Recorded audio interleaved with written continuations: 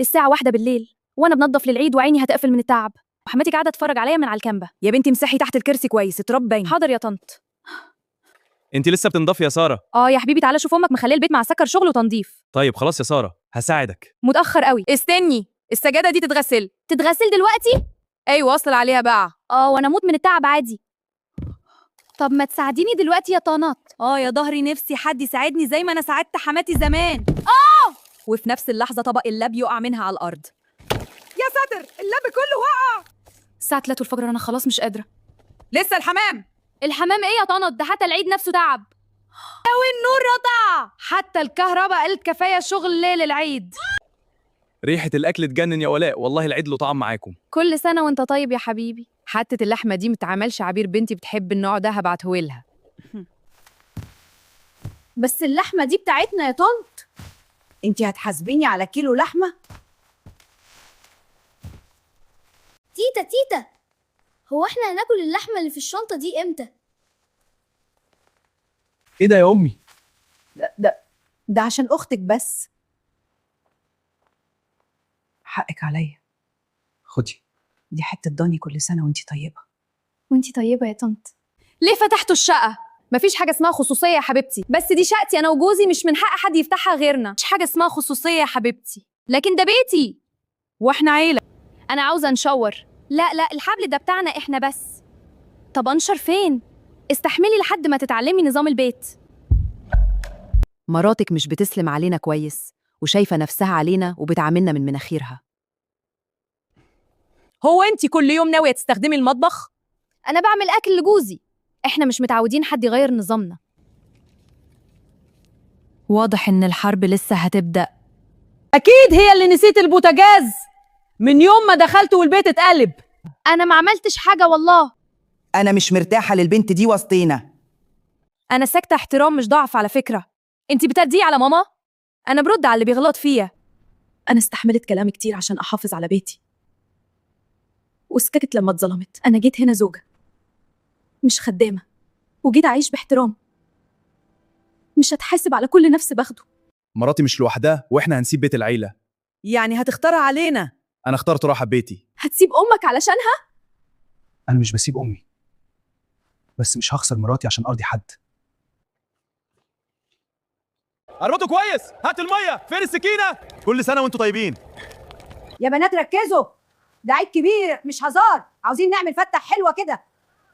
مزودة مية ليه؟ الفتة بقت شوربة. آسفة تيتا، حسيتها نشفة. شوربة يا بنتي. حاضر يا طنط، ده أول عيد ليا وأنا متجوزة، سيبيها تتعلم يا ماما. مالك يا بنتي؟ زعلانة ليه؟ احنا في عيد. ولا حاجة، بس ده أول عيد مش في بيتي. البيت بيتك، واللي يسيب بنتنا هو الخسران. الحمد لله كده الفتة خلصت. كل سنة وانتوا طيبين يا ولاد. ماما، العريس اللي قلتلكوا عليه عايز يجي بعد العيد، بس أنا مش مرتاحة. يا بنتي، الجوازة اللي تبدأ بخوف عمرها ما تكمل بفرحة. كل سنة وانتوا طيبين يا ولادي، عيد كبير سعيد. يلا كله الخروف والفتة العيد، عيد بلمتنا وبيتنا الدافئ. خلاص شوية صبر. ليش اتأخر النهاردة ليه؟ كل ده بتعملي فطار، انتي ست فاشلة. مرات ابني دي مش عارفة تدير بيتها صح. انتي خايبة وفاشلة. أنا تعبت، كل يوم إهانة وكل يوم سكوت، وجوزي مش بيجاب لي حقيقة. أنا بقى مش هسكت لحد تاني. أنا مش خدامة في البيت ده. أنا مرات ابنك وليا احترام زي أي حد هنا. أنا مش خدامة لحد تاني. اللي ما يحترمنيش ويقدرني مش هيفضل في حياتي. يا رب، أنا مش عاوزة حاجة لنفسي، بس عيالي جعانوا وأزد الديون اللي خنقتني. كل يوم أقول بكرة أهون ومفيش حاجة بتهون. والاجر يا مدام. اتأخرتي ليه؟ المواصلات كانت واقفة يا هانم. ماما أنا شبعت. سيبه يا حبيبي خلاص. هنا لمي الأكل ده وارميه. هو ممكن أخده الأولاد يا هانم؟ خلاص خديه.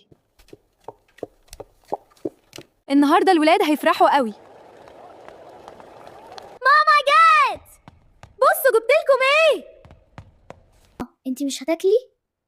أنا كلت في الشغل. يا نهار أبيض، أمينة معلش دخت بس. كل ده يا أمينة مستحملاه وساكتة. انتي بتاخدي الأكل لعيالك كل يوم يا أمينة؟ ولادي كل يوم يناموا جعانين، بحس إني مش أم. كنت باخد الأكل عشان يحسوا إن الدنيا مش قاسية قوي، أنا بس كنت بحاول أعيشهم. بكر الأكل هيتعمل ليكي وليهم مخصوص، وأجرك هيزيد كمان. بجد يا هانم، ربنا يكبر بخاطرك. النهاردة مش بواقي، ده أكل معمول عشانكم مخصوص، وأنا عايشة عشانكم. في بيوت كتير بنعدي جنبها كل يوم من غير ما نعرف إن جواها قام بتحارب الدنيا لوحدها. استنى يا حبيبي، جبت لك سندوتش قبل ما تدخل. ماما امشي بسرعه، صحابي شايفينك. طيب يا حبيبي، خد وروح. ليه بس؟ ده أنا جاي أطمن عليك. هدومك شكلها وحش، ما تجيش تاني المدرسه. مين الست دي؟ معرفش، تقريبا واحده قريبه لنا من بعيد. أعملك إيه على الغدا؟ اي حاجه بسرعه، عندي درس. مالك؟ دوخة بسيطة، متقلقش. امك كانت بتوفر تمن علاجها عشانك. هي ما قالتليش. انا اسف يا ماما، انا كنت بتكسف منك. أنا كنت فخورة بيك دايما. دي امي، اغلى حاجه عندي. تعالي يا بنوتي، اقعدي جنب تيتا حبيبتك. تعالي احكي لك حكاية حلوة، أصل الحكايات ما بتحلاش غير لما الليل يسكت.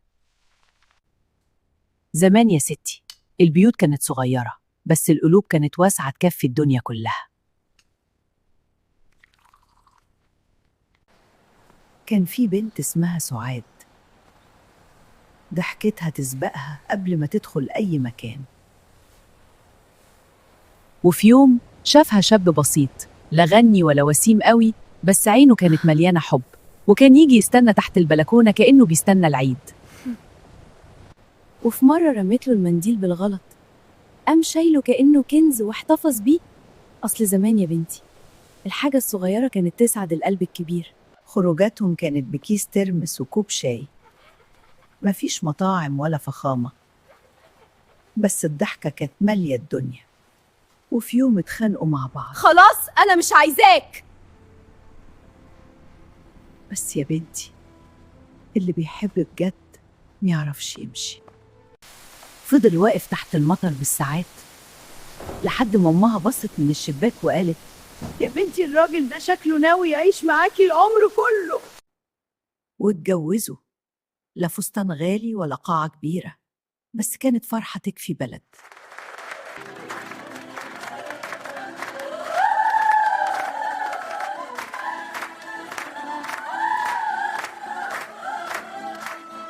وكانوا برضو بيتخانقوا ويصالحوا بعض بسرعة، أصل زمان ما كانش حد بيكسب الخناقة، اللي كان بيكسب دايما هو البيت. تيتا عاوزة تقولك يا حبيبتي، الحب مش كلام حلو بس، الحب إنك تحسي بيه أمان.